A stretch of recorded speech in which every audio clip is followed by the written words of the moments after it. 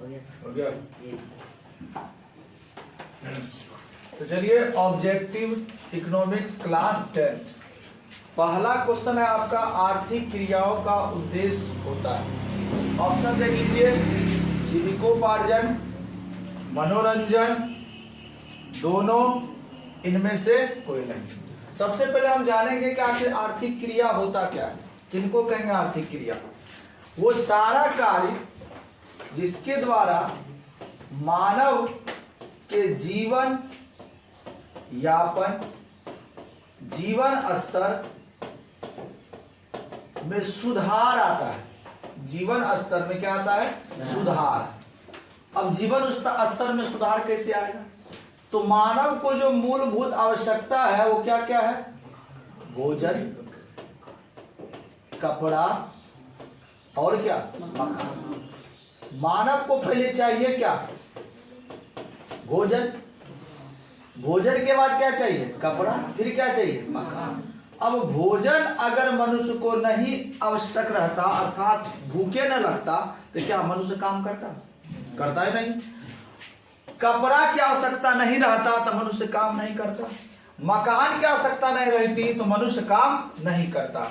इन सबों को करने के लिए ही वो क्या करता है? कार्य करता है। इसी कार्य में होता है लेन और क्या? देन। और इसी लेन देन को कहते हैं आर्थिक क्रियाकलाप। तो आर्थिक क्रियाकलाप का मुख्य उद्देश्य क्या है? जीवन यापन करना। और आपका ऑप्शन यहां पर क्या है? जीविकोपार्जन। तो पहला ऑप्शन क्या हुआ? जीविकोपार्जन। दूसरा देखिए, सामान्यतः किसी देश के विकास स्तर किस आधार पर निर्धारित किया जाता है?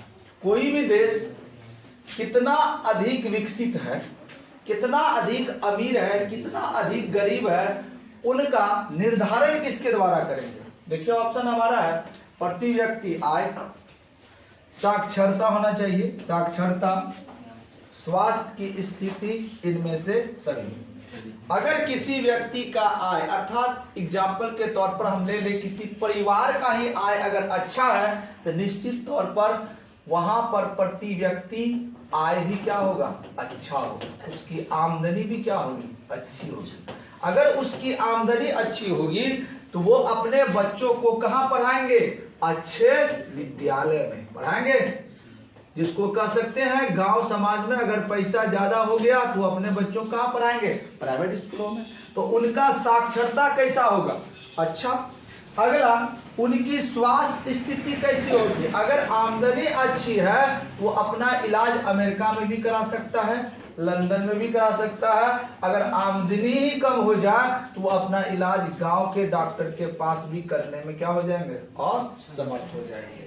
तो किसी भी देश के विकास स्तर को जांचने के लिए क्या क्या आवश्यक है? प्रति व्यक्ति आय, साक्षरता और स्वास्थ्य की स्थिति। तो विकास स्तर के 3 सूचक होते हैं, उसमें से एक हो गया प्रति व्यक्ति आय, साक्षरता और स्वास्थ्य स्थिति। इस हिसाब से आपका ऑप्शन क्या हो गया? इनमें से सभी। अगला देखते हैं हम लोग, तीसरा हमारा, भारत के पड़ोसी देशों में किस देश की प्रति व्यक्ति आय सबसे अधिक है? हमारा पड़ोसी देश है पाकिस्तान, जो कि पश्चिम में है। बांग्लादेश पूरब की तरफ चले जाइए, उत्तर में हमारा नेपाल, और सबसे जो नीचे है लोल, जिसको दक्षिण कहेंगे, वो कौन है? श्रीलंका। अगर प्रति व्यक्ति आय, यानी कि इन देशों में से प्रत्येक लोगों के पास जो आमदनी है उसमें सबसे बेहतर आमदनी जो है वो किनका है? श्रीलंका। क्यों है श्रीलंका? श्रीलंका में जो अधिकतर खेती होती है वो मसालों की होती है और चाय की होती है, और इनका निर्यात बहुत ज्यादा कहाँ होता है? विदेशों में। तो विदेशों में जिस देश से विदेशों से जिस देश में धन प्राप्ति होगी वहां के लोगों की आय क्या होगी? अच्छी होगी। और भारत, पाकिस्तान, बांग्लादेश और नेपाल की तुलना में श्रीलंका का आय क्या है? बहुत ही बढ़िया। अगला चलेंगे, मानव विकास की दृष्टि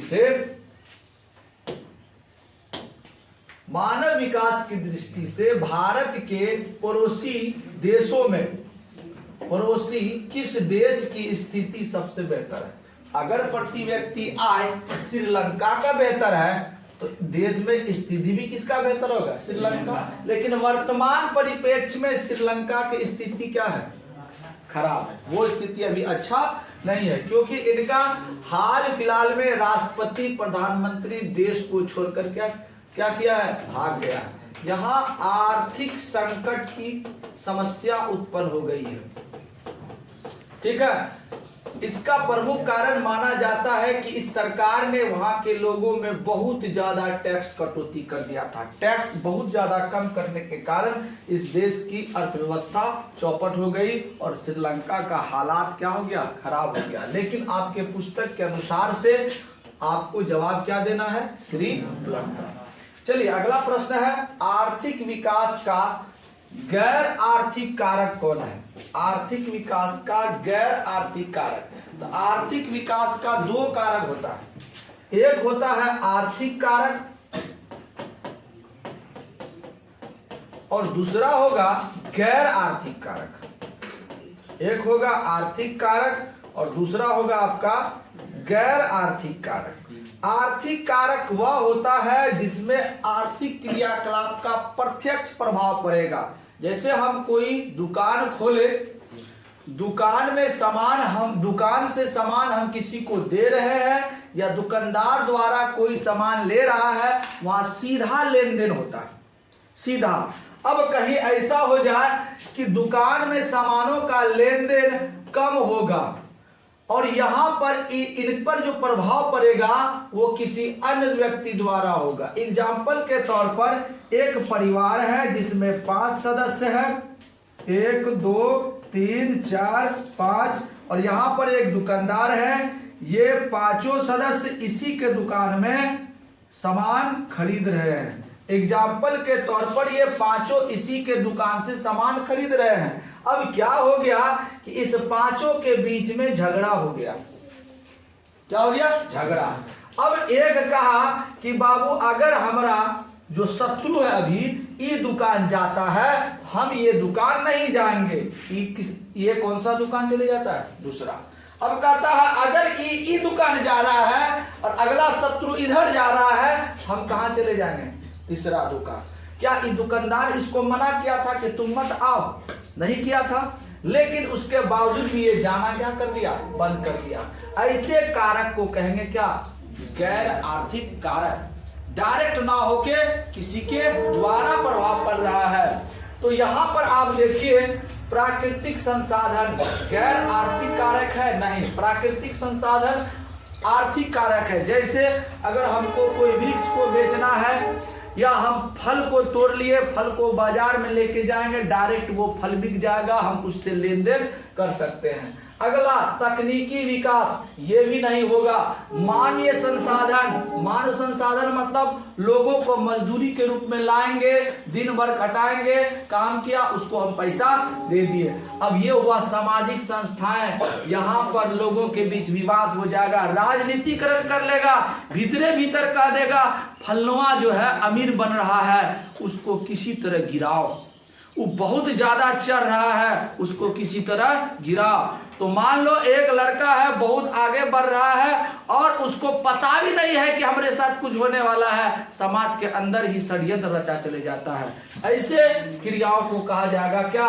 गैर आर्थिक क्रियाएं। और इसमें हमारा समाज जो है बहुत आगे है, चिट्ठी उट्टी काटने में हमारा समाज बहुत आगे है। किसी को कैसे गिराना है इसमें सबसे सर्वोपरि कौन है? हमारा समाज। अगला ये जनसंख्या वृद्धि से आर्थिक विकास की गति क्या होगा? अगर मनुष्य की वृद्धि होगी बहुत ज्यादा तो उसमें हमारा जो विकास है वो क्या होगा? तीव्र होगा, मंद होगा, समान होगा, कुछ भी नहीं होगा, वहीं का वहीं रुकल रहेगा। तो यहां पर क्या होगा? कहीं किसी भी देश की जनसंख्या में अगर वृद्धि होती है तो उसका आर्थिक विकास क्या हो जाता है? मंद हो जाता है। एग्जाम्पल ले ले, अगर 2 व्यक्ति है, आमदनी है इस परिवार का 100 रुपया, इसी परिवार में अब 4 व्यक्ति हो जाएगा और आमदनी वही है 100 रुपया। यहाँ पर जो बंटवारा होगा 50-50 और यहाँ पर जो बंटवारा होगा 25-25। और इस प्रकार से देखें तो विकास की गति क्या हो गई, तीव्र के बजाय क्या हो गया, बंद हो गया। अगला सवाल, जनसंख्या की दृष्टि से बिहार का देश में क्या स्थान है। जनसंख्या की दृष्टि से बिहार का देश में तीसरा स्थान है। पहले स्थान की बात करें हमारा उत्तर प्रदेश है, दूसरा स्थान की बात करें तो महाराष्ट्र है और तीसरे स्थान पर हमारा प्यारा गरीब बिहार है। अब आते हैं सवाल नंबर 8 पर। 8 हमारा क्या कह रहा है, बिहार में किस उद्योग की विकास की संभावनाएं बहुत अधिक है। तो देखिए बिहार में किस उद्योग की विकास की संभावनाएं बहुत अधिक है। कृषि, लौह, ताम्र, सभी। आप सभी जानते हैं कि बिहार में खनिज पदार्थों की कमी है। इस स्थिति में लौह उद्योग की संभावना नहीं के बराबर है। ताम्र उद्योग अर्थात तांबे उद्योग की भी संभावनाएं बहुत अधिक है। तो यहाँ के अधिकतर लोगों की जो जीवनचर्या चल रही है वो किस पे चल रहा है, कृषि। इसीलिए इस राज्य में अगर किसी उद्योग की सबसे अधिक संभावनाएं है तो वो क्या है, कृषि उद्योग। अगला, सब्जी के उत्पादन में बिहार का देश में क्या स्थान है। तो सब्जी के उत्पादन में बिहार का देश में कौन सा स्थान है, दूसरा। पहले स्थान की बात करें तो वो हमारा पड़ोसी उत्तर प्रदेश है। अगला प्रश्न, भारत में योजना आयोग का गठन कब हुआ था। भारत में योजना आयोग का गठन कब हुआ था। ऑप्शन है 15 मार्च 1950, 15 सितंबर 1950, 15 अक्टूबर 1951 और इनमें से कोई नहीं। देखिए भारत में जब योजनाएं बनी तो वो योजनाएं पंचवर्षीय योजना के रूप में बनी। यानी कि कोई भी सरकार आएगी तो वो कितने सालों के लिए आएगी, 5 सालों के लिए। तो 5 साल में जो कार्य होगा वैसी योजनाओं को कहा गया पंचवर्षीय योजना। ठीक है। और पंचवर्षीय योजनाओं को बनाने के लिए जो एक समिति बनी, एक आयोग बना, उसी आयोग का नाम था योजना आयोग और जिसके अध्यक्ष होते थे प्रधानमंत्री। और इस आयोग का निर्माण किया गया था 15 मार्च 1950। निर्माण ना कहे, गठन किया गया था 15 मार्च 1950। लेकिन हमारे वर्तमान सरकार मोदी जी ने 2015 में इस आयोग का विघटन कर दिया और इसके स्थान पर एक नया आयोग आया जिसका नाम क्या है, नीति आयोग। तो वर्तमान में ना तो पंचवर्षीय योजनाएं चल रही है और ना ही ये आयोग है। पंचवर्षीय योजना का भी समाप्ति इसी आयोग के विघटन के बाद हो गया। तो अब तक जो हमारे देश में पंचवर्षीय योजनाएं चली है वो 12 पंचवर्षीय योजनाएं चली है और अंतिम जो पंचवर्षीय योजनाएं थी वो थी 2012 से लेके 2017 तक। इसके बाद पंचवर्षीय योजनाओं को क्या किया गया, समाप्त कर दिया गया, क्योंकि इसको बनाने वाले आयोग का ही विघटन कर दिया गया। तो आपका सही आंसर होगा 15 मार्च 1950। अगला सवाल हम देखते हैं, पिछड़ा राज्य किसे कहा जाता है। इनमें से पिछड़ा राज्य कौन सा होगा, ऑप्शन देखकर ही हम बोल सकते हैं। पंजाब, केरल, बिहार, दिल्ली, सीधा हमारा प्यारा गरीब बिहार।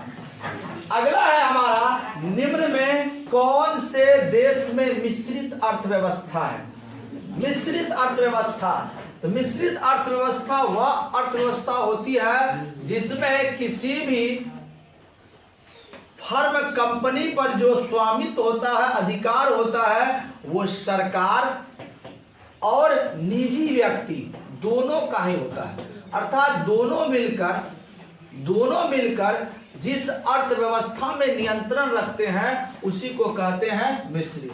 इसके अलावा एक होता है पूंजीवादी, जिसमें केवल और केवल निजी व्यक्तियों का ही स्वामित्व होता है, और एक होता है समाजवादी, जिसमें सार्वजनिक लोगों के हितों के उद्देश्य से आर्थिक क्रियाकलापों को चलाया जाता है। तो अगर आप अमेरिका की बात करें तो अमेरिका में पूंजीवादी अर्थव्यवस्था है, चीन की बात करें तो चीन में समाजवादी अर्थव्यवस्था है, और भारत की बात करें तो यहाँ पर हमारा मिश्रित अर्थव्यवस्था है। तो आपका सही आंसर हुआ भारत।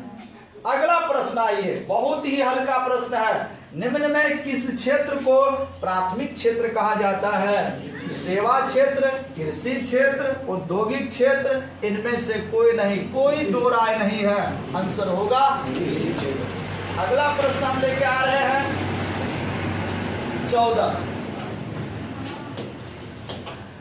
14 नंबर में देखिए क्या है, जिस देश का राष्ट्र आय अधिक होता है वह देश क्या कहलाता है? जिस देश का राष्ट्र आय अधिक होगा क्या कहलाएगा? विकसित। यहां पर भी विकसित है, यहां होना चाहिए विकासशील। और ये है अर्धविकसित, और अगला है इनमें से कोई नहीं।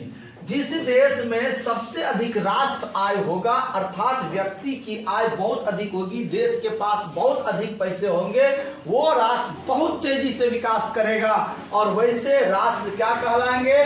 विकसित राष्ट्र। जो राष्ट्र पूर्ण रूप से विकसित नहीं हुआ है, बढ़ रहा है उस ओर, वैसे राष्ट्र को क्या कहेंगे? विकासशील। अगला प्रश्न है, योजना आयोग को भंग कर कौन सा आयोग बना? अभी पीछे हम पढ़ाए थे कि योजना आयोग को भंग करने के बाद कौन सा आयोग बना? नीति आयोग बनाया गया।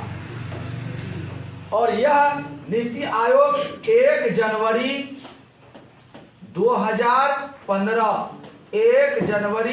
2015 को गठित किया गया, और ये नीति आयोग योजना आयोग को समाप्त करके बनाया गया। इनके भी अध्यक्ष होते हैं प्रधानमंत्री, और वर्तमान में इसके अध्यक्ष होंगे कौन?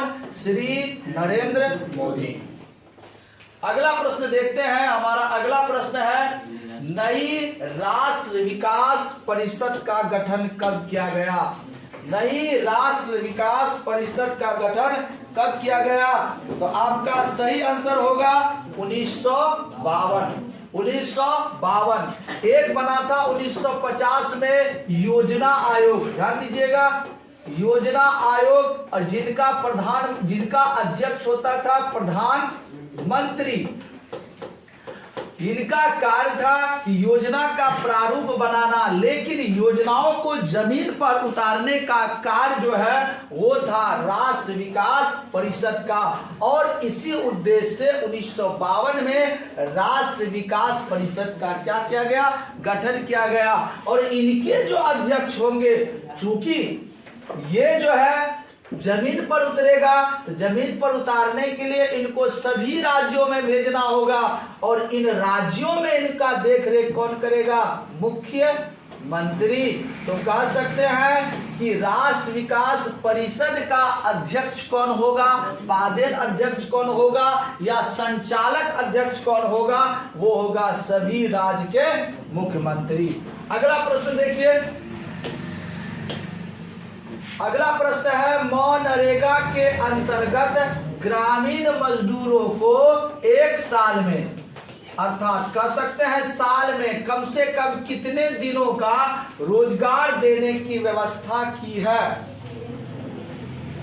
ऑप्शन है 100 दिन, बी में है 120 दिन, सी में है 150 दिन, डी में है 200 दिन। ये जो योजना लाया गया था महात्मा गांधी राष्ट्र रोजगार गारंटी योजना, इसके अंतर्गत वैसे लोग या वैसे मजदूर जो कृषि से जुड़े हुए रहते हैं, तो कृषि में जो कार्य होता है मौसम के हिसाब से होता है। एक प्रकार से कहे तो एक साल में 6 माही कृषि में कार्य होता है, 6 माह कृषि में कार्य नहीं होता है। ये 6 माह जो बैठते हैं इसके लिए इन्हें काम मुहैया कराने का कार्य ये योजना करती है। और यदि काम ना मिले तो ये इनके पास भूखमरी की स्थिति आ सकती है। इसलिए एक गारंटी दिया गया कि आपको कम से कम 100 दिन रोजगार मिलेगा। 100 दिन तो मनरेगा के तहत किसी भी व्यक्ति को 100 दिन तक रोजगार देने की गारंटी है। आपका अगला सवाल है 18 नंबर, बिहार में जीवन का आधार क्या है? कृषि, उद्योग, व्यापार, इनमें से सभी। तो बिहार की अधिकतर जनसंख्या कृषि पर निर्भर है, इसलिए आपका सही ऑप्शन होगा कृषि। अगला है, बिहार के विकास के बिना भारत का विकास संभव नहीं है, यह किसने कहा? बिहार के विकास के बिना भारत का विकास संभव नहीं है, यह किसने कहा? ऑप्शन है doctor APJ Abdul Kalam, B है नरेंद्र मोदी, सी है डॉक्टर राजेंद्र प्रसाद और डी है इनमें से कोई नहीं। डॉक्टर राजेंद्र प्रसाद हमारे भारत के प्रथम राष्ट्रपति, ये अब तो रहे नहीं, रहे तो हमारे डॉक्टर एपीजे अब्दुल कलाम भी नहीं, और अभी वर्तमान में जो है वो है नरेंद्र मोदी। और इनको केवल और केवल एक ही राज्य का विकास नजर आता है, उस राज्य का नाम है गुजरात।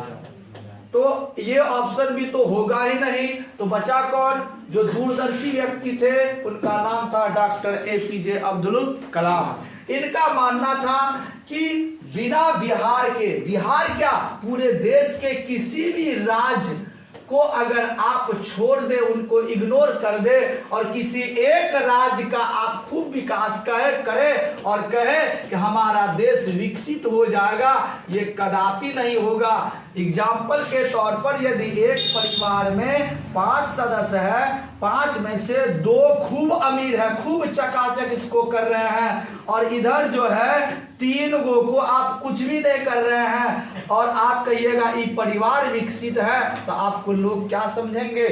मूर्ख समझेंगे। तो ये विचार हमारे महान वैज्ञानिक डॉक्टर एपीजे अब्दुल कलाम का था।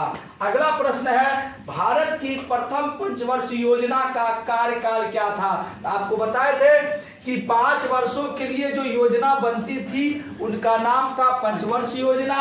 अब तक 12 पंचवर्षीय योजनाएं चली है, अंतिम 2012 से लेकर 2017 तक, और इसकी शुरुआत हुई थी 1951 से 1956 के बीच, क्योंकि 1950 में योजना आयोग का गठन हुआ था और इसी आयोग ने सबसे पहले पंचवर्षीय योजना का प्रारूप बनाया था और उनको संचालित किया गया था पूरे देश में 1951 से लेकर 1956 तक। अगला सवाल देखते हैं हम लोग, सवाल नंबर 21, मानव विकास सूचकांक।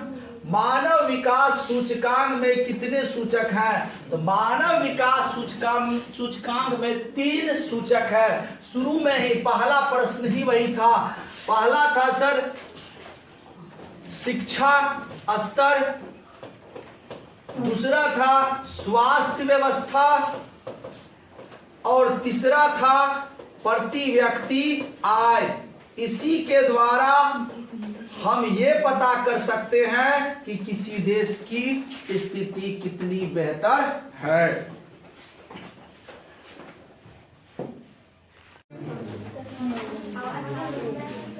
किस क्षेत्र को द्वितीयक क्षेत्र कहा जाता है? कृषि, उद्योग, सेवा, इनमें से कोई नहीं। जैसा हम जानते हैं कृषि को कहा जाता है प्राथमिक क्षेत्र, उद्योग को कहा जाता है द्वितीयक क्षेत्र, और सेवा को कहा जाता है तृतीयक क्षेत्र। तो आपका सही आंसर क्या हुआ? अगला प्रश्न है, आर्थिक विकास के मुख्य रूप से कितने क्षेत्र हैं? आर्थिक विकास के लिए हमें कितने क्षेत्रों को देखना है? तो आपका सही आंसर होगा 3। हम किसी देश की आर्थिक विकास को देखेंगे तो उनका प्रति व्यक्ति आय को देखेंगे, प्रति व्यक्ति आय को देखना है, उनका स्वास्थ्य स्तर क्या है उनको देखना है सर। उसके बाद शिक्षा का स्तर वहां कैसा है इनको हम देखेंगे। ये तीनों को देखने के बाद तब हम पता करेंगे कि उनका विकास वास्तव में है या नहीं है। अगला प्रश्न सवाल नंबर 24, भारत में योजना आयोग के अध्यक्ष कौन होते हैं? तो आपका सही आंसर होगा प्रधानमंत्री। और अब ये आयोग रहा नहीं, इसके स्थान पर आ गया नीति आयोग। अगला प्रश्न है 12वीं पंचवर्ष योजना की अवधि क्या है? तो आपको हमने बताया 12वीं पंचवर्ष योजना की अवधि 2012 से 2017। पहला था 1951 से लेके 1956। अगला प्रश्न है राष्ट्र विकास परिषद के पादेन सदस्य कौन होते हैं? अभी हमने बताया राष्ट्र विकास परिषद के पादेन सदस्य होते हैं सभी राज्य के मुख्यमंत्री। अगला प्रश्न देखते हैं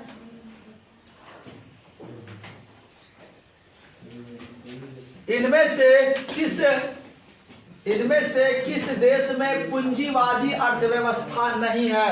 पूंजीवादी अर्थव्यवस्था नहीं है। अमेरिका में पूंजीवादी अर्थव्यवस्था है, जापान में पूंजीवादी अर्थव्यवस्था है, ऑस्ट्रेलिया में पूंजीवादी अर्थव्यवस्था है और चीन में समाजवादी अर्थव्यवस्था है। तो आपका सही ऑप्शन हुआ बी। किस देश में समाजवादी अर्थव्यवस्था है? तो आपका सही आंसर पुनः क्या होगा? चीन। मानव विकास के सूचकांक के जनक कौन है? मानव विकास को जांचने के लिए, उनका तय मानक को बताने के लिए, जो तय मानक है शिक्षा, स्वास्थ्य और प्रति व्यक्ति आय, इन तीनों पर सबसे पहले चर्चा करने वाला व्यक्ति था महबूब उल हक। आपका सही आंसर है बी, महबूब उल हक। भारत में वित्तीय वर्ष कब कहा जाता है या वित्त वर्ष किसे कहा जाता है? 1 जनवरी से 31 दिसंबर, 1 जुलाई से 30 जून, 1 अप्रैल से 31 मार्च और 1 सितंबर से 31 अगस्त। जितने भी लेन देन होते हैं वो 1 अप्रैल से शुरू होता है और 31 मार्च को क्या होता है? खत्म होता है। इसीलिए जब आप मार्च के समय आप बैंक का दौरा कीजिएगा तो बैंक में हो सकता है बैंक मैनेजर व्यवस्था के कारण आपको कहेगा कि आप मार्च के बाद आइएगा, क्योंकि मार्च क्लोजिंग चल रहा है। क्योंकि मार्च में ही जितने भी खाता है सबों को क्या किया जाएगा? क्लोज किया जाएगा और पुनः 1 अप्रैल से आपका नया खाता चालू हो जाएगा। तो जो भी लेन देन होगा वो 1 अप्रैल से कहाँ होगा? 31 मार्च। ऐसे वर्ष को क्या कहेंगे? वित्तीय वर्ष। अगला प्रश्न आपका है भारत में किस राज्य की प्रति व्यक्ति आय सबसे अधिक है? भारत में किस राज्य की प्रति व्यक्ति आय सबसे अधिक है? बिहार होगा ही नहीं, पंजाब, हरियाणा और गोवा। इनमें से सबसे ज्यादा आय आपका गोवा का है। अगला प्रश्न आते हैं बिहार के किस जिले का प्रति व्यक्ति आय, मुंह बंद रखो, बिहार के किस जिले का प्रति व्यक्ति आय सर्वाधिक है? पटना, गया, शिवहर और नालंदा। तो सबसे ज्यादा आय किनका है? पटना का। और सबसे कम किसका है? शिवहर का। तो आपका सही ऑप्शन हुआ ए। अगला है उत्पादन एवं आय गणना विधि आर्थिक दृष्टिकोण से है। जब भी हम उत्पादन और आय की गणना करते हैं उस गणना विधि को किस प्रकार से करते हैं? सहज तरीके से भी करते हैं, वैज्ञानिक तरीके से भी करते हैं और व्यवहारिक तरीके से भी करते हैं। तो आपका सही आंसर हुआ उपर्युक्त सभी।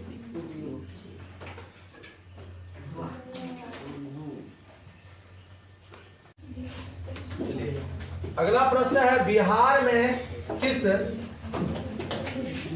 जिले की प्रति व्यक्ति आय सबसे कम है? मुजफ्फरपुर, दरभंगा, गया, शिवहर। आपका सही ऑप्शन हुआ डी शिवहर। भारत में राष्ट्र आय की गणना किस संस्था द्वारा की जाती है?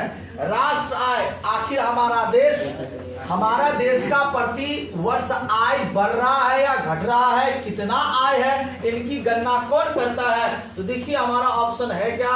हमारा ऑप्शन ए है योजना आयोग, बी है केंद्र सांख्यिकी संगठन, सी है राष्ट्र विकास परिषद और डी है रिजर्व बैंक ऑफ इंडिया। योजना आयोग का, अब योजना आयोग ये तो संगठन रहा नहीं, राष्ट्र विकास परिषद इनका काम क्या है कि जो भी पंचवर्षीय योजनाएं थी उनको पूरे धरती पर संचालित करना। रिजर्व बैंक का कार्य है कि हमारा पैसा, ये मुद्रा बढ़ रहा है या घट रहा है, मुद्रा ऊपर उठ रहा है या गिर रहा है, कितनी मुद्रा की आवश्यकता है, ये सारा अधिकार इनको दिया गया है। तो राष्ट्र आय की गणना का अधिकार इनके पास है केंद्र सांख्यिकी संगठन, इसको संक्षेप में CSO कहा जाता है। इनकी स्थापना 2 मई 1951 को 2 मई 1951 को की गई थी और इनका जो मुख्यालय है वो मुख्यालय है दिल्ली में, मुख्यालय है आपका दिल्ली में। अगला प्रश्न देखते हैं। हमारा अगला प्रश्न है भारत में राष्ट्र आय का आकलन सर्वप्रथम कब किया गया था? 1950, 1958, 1968, 1868। तो ये बहुत ही पुरानी बात है। ये राष्ट्र आकलन 1868 में किया गया था। जो सबसे प्रथम इसका आकलन किया था उस व्यक्ति का नाम है दादा भाई नौरोजी। दादा भाई नौरोजी इन्होंने ही 1868 में भारत की राष्ट्र आय का अनुमान लगाया था और बताया था कि भारत का जो कुल राष्ट्र आय है लगभग 340 करोड़ है, 340 करोड़ है। और ये राष्ट्र आय दिनों दिन गिरता जा रहा था और इसी व्यक्ति ने हमें बताया था कि अंग्रेज हमसे जो, हमारे किसानों से जो लगान वसूल करते हैं, ये लगान भारत में नहीं रहने देते हैं बल्कि इनको विदेश भेजते हैं। हमें बताया था कि अंग्रेज यहां से धन का क्या कर रहे हैं? निष्कासन कर रहे हैं। तो अंग्रेजों की नीति क्या थी? धन का निष्कासन करना। और इसी आधार पर हमारे देश को खंडहर बना के चल दिया। और ये जो हमारा भारतवर्ष, जिसे सोने की चिड़िया कहा जाता था, आज ये चांदी की चिड़िया कहने लायक भी नहीं रखा है। अगला प्रश्न देखिए, भारत में सबसे पहले राष्ट्र आय की आकलन कौन किया था? तभी आपको बताएं, सही आंसर आपका होगा दादा भाई नौरोजी ने। अगला प्रश्न है राष्ट्र समिति है, यहां होना चाहिए राष्ट्र आय समिति। राष्ट्र आय समिति का गठन किसकी अध्यक्षता में हुई? ऑप्शन है जवाहरलाल नेहरू, PC महालनोबिस, दादा भाई नौरोजी, मार्शल। आपका सही आंसर होगा PC महालनोबिस। अगला प्रश्न है राष्ट्र आय समिति का गठन, राष्ट्र आय समिति का गठन कब हुआ था? तो आपका सही आंसर होगा ऑप्शन नंबर सी 1949। अगला प्रश्न है पूरे भारत में सबसे कम प्रति व्यक्ति आय वाला, पूरे भारत में सबसे कम प्रति व्यक्ति आय वाला राज्य कौन सा है? ऑप्शन देखिए उड़ीसा, गोवा, बिहार, झारखंड। आपको मालूम होना चाहिए हम पूरे भारत देश में नीचे से रोल नंबर 1 पर हैं, इसलिए आपका आंसर होगा बिहार। गरीबी के कुचक्र की धारणा किसने बताया? आखिर ये गरीबी का कुचक्र क्या है? गरीबी का कुचक्र क्या है? तो गरीब ही गरीब बनेगा, यही धारणा क्या कहलाएगा? गरीबी का कुचक्र। कैसे? तो अगर कोई व्यक्ति गरीब है, उसके पास पूंजी नहीं है, वो खेती बाड़ी भी करेगा तो वो नए तकनीक, नए उर्वरक द्वारा नहीं कर पाएंगे। इस स्थिति में खेत रहने के बावजूद भी इनका पैदावार क्या होगा? कम होगा और ये गरीब के क्या रह जाएंगे? गरीब ही रह जाएंगे। इसलिए गरीबों को अमीर बनाने के लिए आवश्यक है कि इनको पूंजी मुहैया कराया जाए। इनकी जो धारणा प्रस्तुत की थी, किसने की थी? ऑप्शन है मार्शल, रेगनर, दादा भाई नौरोजी, महात्मा गांधी। आपका सही आंसर होगा रेगनर नर्स, इसका पूरा नाम है रेगनर नर्स। अगला क्वेश्चन है, बिहार की आय में सर्वाधिक योगदान किसका होता है? बिहार की आय में सर्वाधिक योगदान किसका होता है? आपका ऑप्शन देखते हैं, आपका ऑप्शन है क्या? कृषि क्षेत्र, औद्योगिक क्षेत्र, सेवा क्षेत्र और इनमें से कोई नहीं। हम आपको बता देना चाहते हैं, बिहार ही क्या पूरे देश में सबसे ज्यादा जो इनकम राष्ट्र को या राज्य को होता है वो होता है सर्विस टैक्स से। सर्विस टैक्स से आप कहीं भी आइए जाइए आपसे टैक्स लेगा। आप साबुन खरीदिए आपसे टैक्स लेगा। आप मोटरसाइकिल चलाइए टैक्स लेगा। पेट्रोल खरीदिए टैक्स लेगा। ये टैक्स किसके लिए है? कि सेवा के लिए। इस प्रकार से सबसे ज्यादा आय जो हमारी राज्य सरकार और हमारा राष्ट्र प्राप्त करता है वो कहां से प्राप्त करता है? सेवा क्षेत्र से।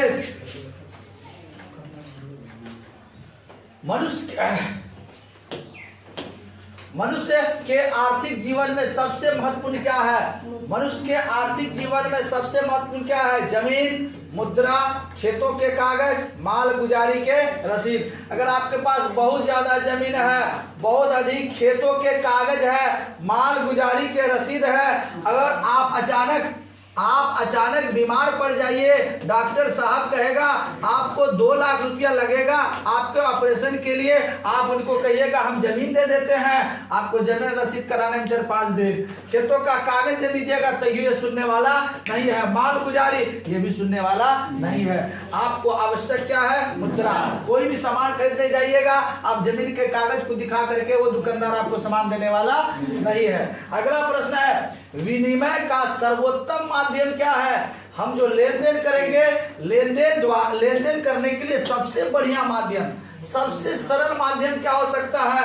वस्तु। ये पुराना है चेक। अगर हम चेक किसी को देंगे तो उस चेक को तुरंत में वो चेक लेके बाजार से कोई सामान नहीं खरीद सकता है। उस चेक को भजाने के लिए वो बैंक जाएगा, फिर वहां से पैसा उठाएगा, तब जाके वो खर्चा करेगा।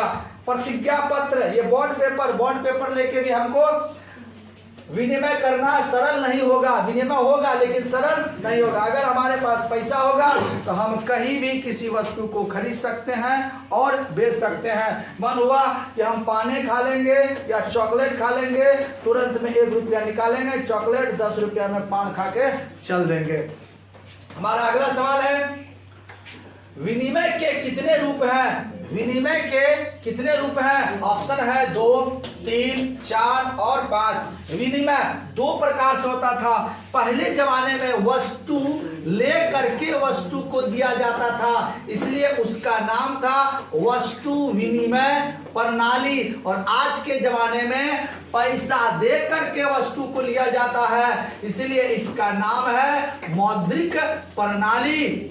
और यही प्रणाली अभी वर्तमान में प्रचलित है। तो आप जो है विनिमय 2 प्रकार से कर सकते हैं, वस्तु विनिमय प्रणाली और मौद्रिक विनिमय प्रणाली। इस दृष्टि से देखा जाए तो आपका सही आंसर हुआ A2। आपका अगला प्रश्न है, यदि मुद्रा हमारी अर्थव्यवस्था का हृदय नहीं तो रक्त प्रवाह अवश्य है। यह कथन किसका है? हमारे शरीर का सबसे जो प्रसिद्ध अंग है वो है हृदय। किडनी भी खूब सुंदर रहे, हमारा नाक भी बहुत बढ़िया रहे, फेफड़ा भी नया आप लगवाइए, आप अपना पैर हाथ सब नया लगवाइए, और यदि आपका यही हृदय रुक जाए ना तो आपका पूरा शरीर क्या हो जाएगा? समाप्त, आपकी हो जाएगी मृत्यु। और हृदय जिन चीजों का संचरण करवाता है, जो हमारे शरीर के चारों तरफ दौड़ता है, उसको कहते हैं क्या? रक्त।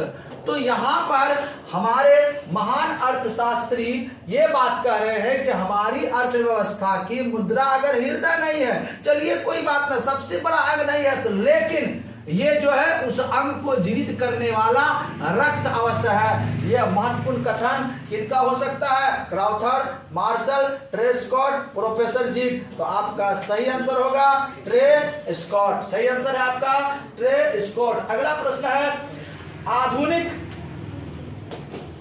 आधुनिक विश्व में उद्योग मुद्रा रूपी वस्त्र धारण किए हुए है। यह कथन किसका है? यहां पर है कि उद्योग जो है, जो भी विश्व में उद्योग क्या के जो भी व्यवस्था है, उसके ऊपर में जो चीज ढका हुआ है, इसके ऊपर में जो चीज रखा हुआ है, जो पूरा दुनिया को नजर आ रहा है, वो केवल और केवल क्या है? मुद्रा।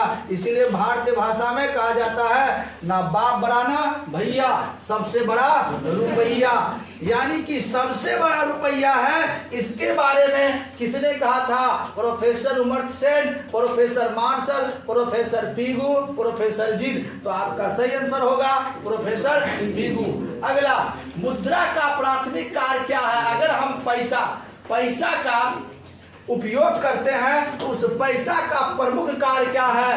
विनिमय का माध्यम है, मूल्य का संचय है, विलंबित भुगतान का मान है, मूल्य का हस्तांतरण है। ऐसे तो मुद्रा का सभी कार्य है, लेकिन सबसे पहला कार्य, सबसे ज्यादा कार्य जो है लेन देन में करते हैं, अर्थात विनिमय में करते हैं। तो आपका सही ऑप्शन क्या हुआ? विनिमय का माध्यम। अगला है, निम्न में कौन साख का आधार है? साख मतलब क्रेडिट, साख मतलब क्रेडिट, चरित्र।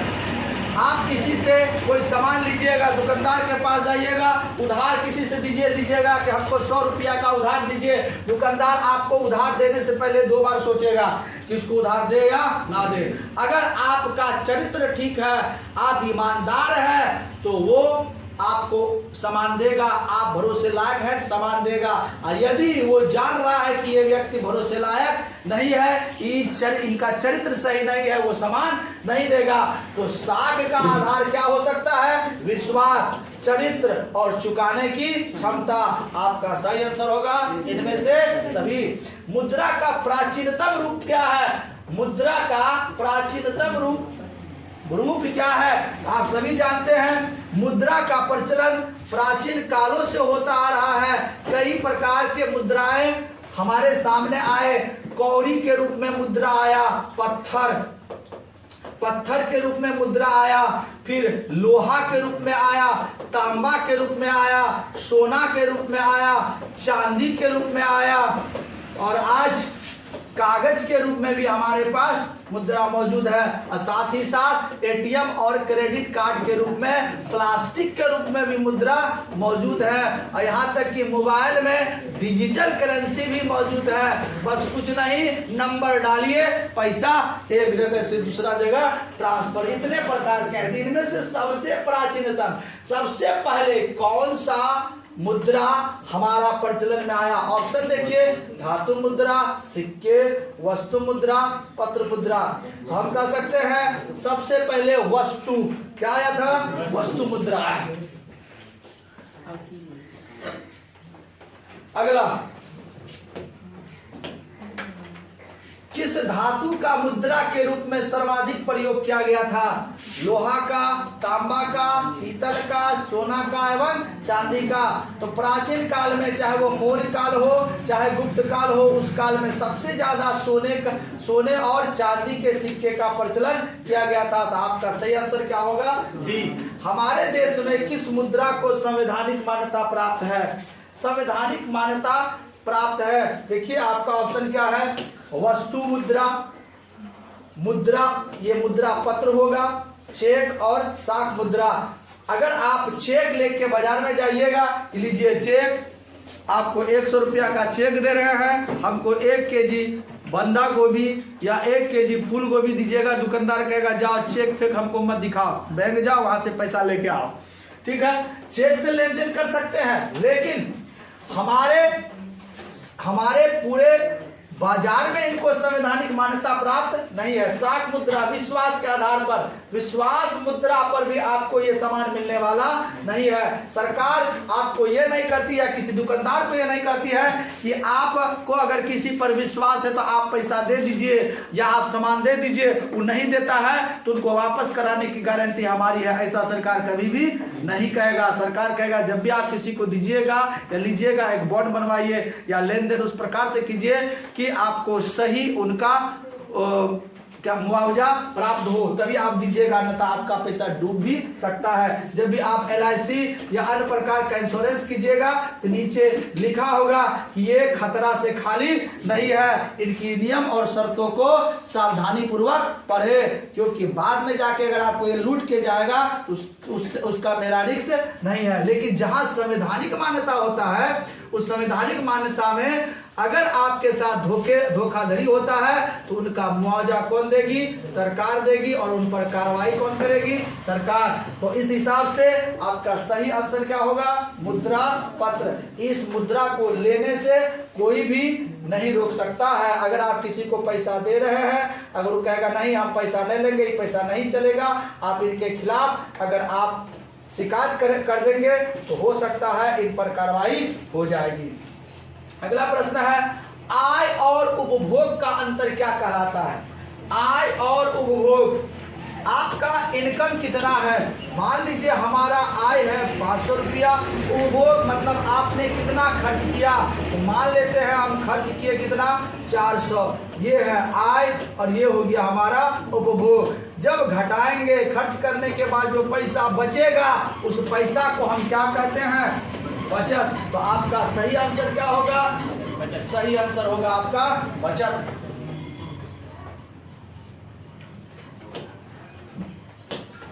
सही आंसर आपका होगा बचत। साख पत्र कितने प्रकार के होते हैं? तो साख पत्र कुल 8 प्रकार के होते हैं। आप किसी भी व्यक्ति से लेन देन उनके विश्वास चरित्र पर कर सकते हैं। इनके लिए कई प्रकार के पत्र होंगे, कई प्रकार के बॉन्ड पेपर होंगे और उन पेपरों की संख्या टोटल कितनी होगी? 8 होंगी। अगला जो सबसे सरल और साधारण प्रश्न है, ATM का अर्थ क्या होता है? कौन नहीं जानते हैं? ATM का क्या अर्थ होता है? स्वचालित टॉकिंग मशीन, स्वचालित टेलर मशीन, स्वचालित टेलिंग मशीन, इनमें से कोई नहीं। तो ATM का अर्थ होता है स्वचालित टेलर मशीन। इसी को कहते हैं ऑटोमेटिक टेलर मशीन।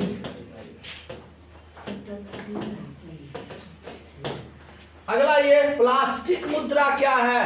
प्लास्टिक मुद्रा क्या है? चेक। चेक आप सबों ने देखा ये प्लास्टिक के रूप में नहीं होता। ड्राफ्ट भी आपने देखा होगा, ये भी कागजे के रूप में होता है। धातु, ये तो प्लास्टिक है ही नहीं। ATM को आपने देखा होगा प्लास्टिक के रूप में और क्रेडिट कार्ड को भी देखा होगा प्लास्टिक के रूप में। तो आपका सही आंसर क्या होगा? सी। कौन विधि ग्राह्य विधि है? ग्राह्य विधि मतलब लेन देन करने वाला। लेन देन करने वाला विधि क्या है? किस विधि द्वारा आप आसानी से लेन देन कर सकते हैं? चेक द्वारा आसानी से नहीं कर सकते हैं, ड्राफ्ट द्वारा नहीं कर सकते हैं। आप लेन देन इसमें से अगर कीजिएगा तो 10 रुपया के नोट द्वारा। मन हुआ चिप्स खाने का, गए 10 रुपया दिए और लेके आ गए। अगला सवाल हमारा, भारत का केंद्रीय बैंक कौन सा है? भारत का केंद्रीय बैंक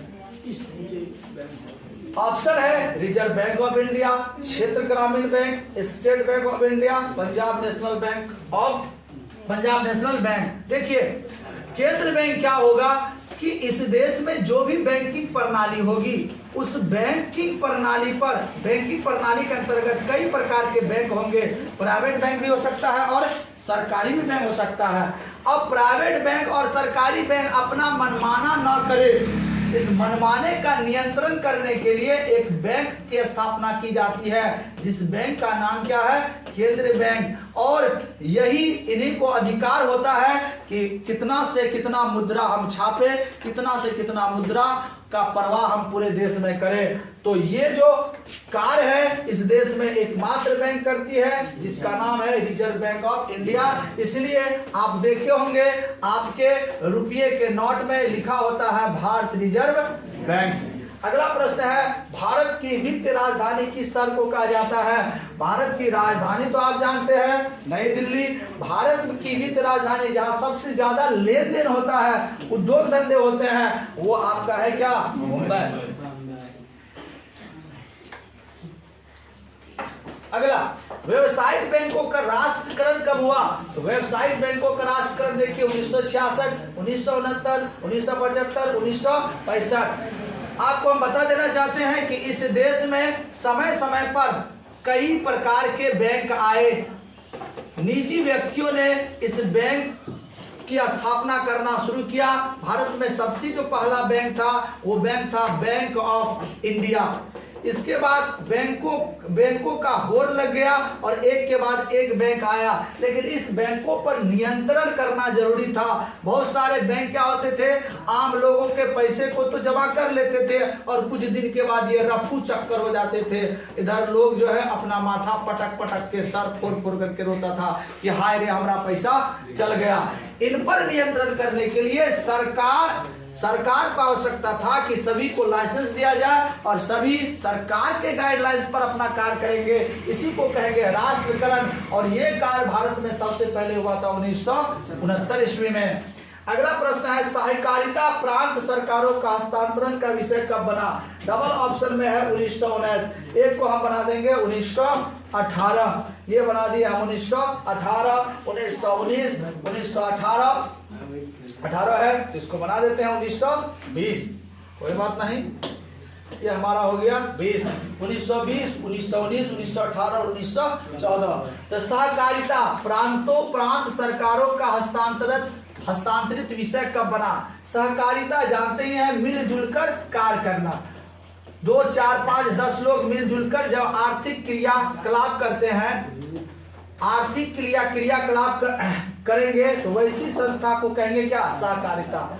जब ये सहकारिता को एक राज्य सरकार या सरकारें अपने नियंत्रण में ले ली तो इसी स्थिति को कहा गया हस्तांतरित। तो अब जो सहकारिता है, सहकारी समिति है, इस पर नियंत्रण होगा किनका? सरकार का। और ये नियंत्रण कब हुआ? एक अधिनियम बना, सहकारिता साख समिति अधिनियम, और ये अधिनियम बना 1919 ईस्वी में। आपका अगला प्रश्न है, सहकारिता की शुरुआत कब हुई? आप सभी जानते हैं इस देश में सहकारिता की शुरुआत 1904 ईस्वी में हुई। अगला है, राज्य में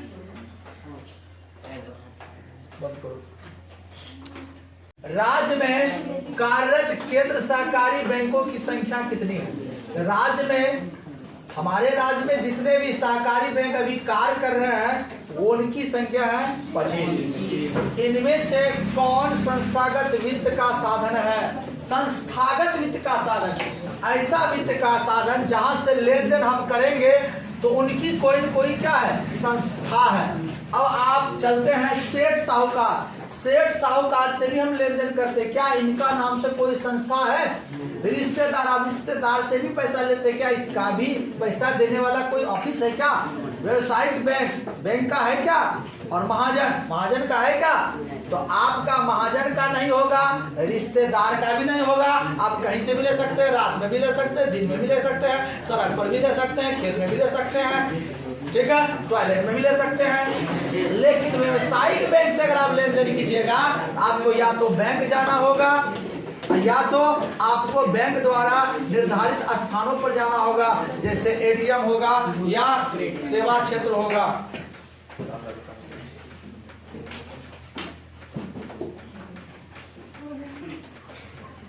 देश में अभी कार्यरत क्षेत्र बैंकों की संख्या कितनी है? देश में कार्यरत क्षेत्रीय बैंकों की संख्या कितनी है? 1990, 1993, 199, 196। क्षेत्र बैंक क्या होता है? क्षेत्र बैंक किसी विशेष क्षेत्र के विकास के उद्देश्य से स्थापित किया जाने वाला बैंक। अगर हम चले जाए कहीं कर्नाटक चले जाए तो वहां पर हो जाएगा कर्नाटका बैंक। अगर हम आंध्र प्रदेश चले जाएं तो वहां पर हो जाएगा आंध्रा बैंक। अगर हम पंजाब चले जाएं तो वहां पर हो जाएगा पंजाब बैंक। और यही बैंक जब नेशनल हो जाएगा तो आगे चल के इसका राष्ट्रीयकरण हो जाएगा। तो किसी क्षेत्र के विकास के लिए या क्षेत्र के अधीन खुलने वाला बैंक को हम कहेंगे क्षेत्र बैंक। और उनकी संख्या वर्तमान में कितनी है? 196। अगला है, दीर्घकालीन ऋण कौन प्रदान करता है? यानी कि लंबे समय तक आपको ऋण कौन देगा? 10 साल, 20 साल, 25 साल के लिए कौन ऋण देगा? ऐसा ऋण कौन देता है? कृषक महाजन, भूमि विकास बैंक, प्राथमिक कृषि साख समिति, इनमें से कोई नहीं। तो आपका सही आंसर होगा भूमि विकास बैंक। यही बैंक के इस बैंक की स्थापना का उद्देश्य है कि किसानों को, मुख्य रूप से किसानों और व्यापारियों को ऋण मुहैया कराना, ताकि ये इनके लिए यंत्र का खरीद बिक्री कर सके और इनको वो धीरे धीरे कमा करके चुकाए। तो इस देश में लंबे दिनों तक, लंबे समय तक ऋण प्रदान करने के लिए जिस संस्था को बनाया गया उनका नाम है भूमि विकास बैंक। अगला प्रश्न देख रहे हैं, भारत में रिजर्व बैंक की स्थापना कब की गई है? तो भारत में रिजर्व बैंक की स्थापना की गई है 1935 ईस्वी में। स्वयं सहायता समूह में लगभग कितने सदस्य होते हैं? यहाँ पर ऑप्शन में आपका गलत होगा थोड़ा सा, 10 से 20 यहाँ लिखेंगे, 15 से 20 ये आपका है, 20 से 25 और आपका अगला है 40। तो एक स्वयं सहायता समूह अगर आप स्थापना करेंगे तो उनके लिए कम से कम 15 से 20 सदस्यों का होना आवश्यक है। आपका सही आंसर हुआ बी, 15 से 20। अगला प्रश्न है, भारत में राष्ट्रीयकृत बैंकों की संख्या कितनी है? तो भारत में 2021 तक भारत में राष्ट्रीयकृत बैंकों की संख्या थी 27। लेकिन हमारे प्रधानमंत्री, हमारे बैंकिंग प्रणाली में क्या हुआ कि जो छोटे छोटे बैंक थे उन बैंकों का एकीकरण हो गया, एक बड़े बैंक में विलय हो गया और इस प्रकार से छोटे छोटे बैंकों की संख्या घट गई और वर्तमान में हमारे पास जो राष्ट्रीयकृत बैंकों की संख्या है वो होगा 12। आपका सही आंसर है डी। अगला प्रश्न देखते हैं, निम्नलिखित में कौन सा संस्थान भारत में मुद्रा जारी करने के लिए अधिकृत है? तो जो भी संस्थान मुद्रा जारी करेगा वो भारत का केंद्रीय एजेंसी होगा और उनमें से होगा कौन? Reserve bank, state bank of India, संसद और राष्ट्रपति। तो भारत का केंद्र bank reserve bank of India है, इसी को एकाधिकार प्राप्त है, अर्थात मुद्रा जारी करने का अधिकार किन्हें है? Reserve bank of India. अगला प्रश्न देखते हैं, हमारा अगला प्रश्न है, व्यावसायिक बैंक कितने प्रकार की जमा राशि स्वीकार करती है? व्यावसायिक बैंक कितने प्रकार की जमा राशि स्वीकार करती है? तो आप पढ़े हैं 4 प्रकार की जमा राशि। अस्थाई जमा राशि जिसको आप फिक्स डिपॉजिट कहते हैं, संचयी सेविंग बैंक अकाउंट संचयी जमा राशि, उसके बाद आपका खुलता है करंट अकाउंट जिसको कहते हैं चालू खाता, चालू जमा राशि, और इसके अलावा आप आवर्ती बीच बीच में रह के जमा करते हैं। तो हमारा जो व्यावसायिक बैंक कितने प्रकार की जमा राशि स्वीकार करते हैं? 4 प्रकार का। सही आंसर हुआ सी। राज्य के वित्त संस्थानों को कितने भागों में बांटा गया है? तो राज्य में जो वित्त संस्थान है उन्हें 2 भागों में बांटा गया है, एक उत्तरी वित्तीय संस्थान और दूसरा दक्षिणी वित्तीय संस्थान। अगला प्रश्न है, नोबेल पुरस्कार से सम्मानित बांग्लादेशी अर्थशास्त्र कौन है? आपका ऑप्शन देखिए, ऑप्शन है आपका प्रोफेसर इकबाल यूनुस मोहम्मद, इकबाल यूनुस, प्रोफेसर मोहम्मद यूनुस। तो नोबेल पुरस्कार से सम्मानित बांग्लादेशी अर्थशास्त्री जो है वो है प्रोफेसर मोहम्मद यूनुस। अगला प्रश्न है, वित्त संस्थान कितने प्रकार के होते हैं? वित्त संस्थान कितने प्रकार के होते हैं? वित्त संस्थान 2 प्रकार के होते हैं, एक होता है सरकारी और दूसरा होता है गैर सरकारी। एक होगा सर सरकारी और दूसरा क्या होगा? गैर सरकारी। अगला प्रश्न है, देश की संगठित बैंकिंग प्रणाली कितने प्रकार की है? तो बैंक की संगठित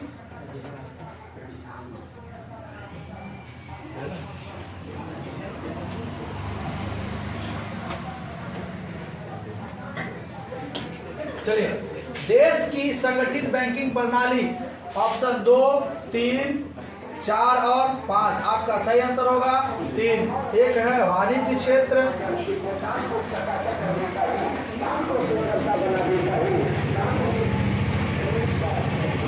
वाणिज्य क्षेत्र का बैंक,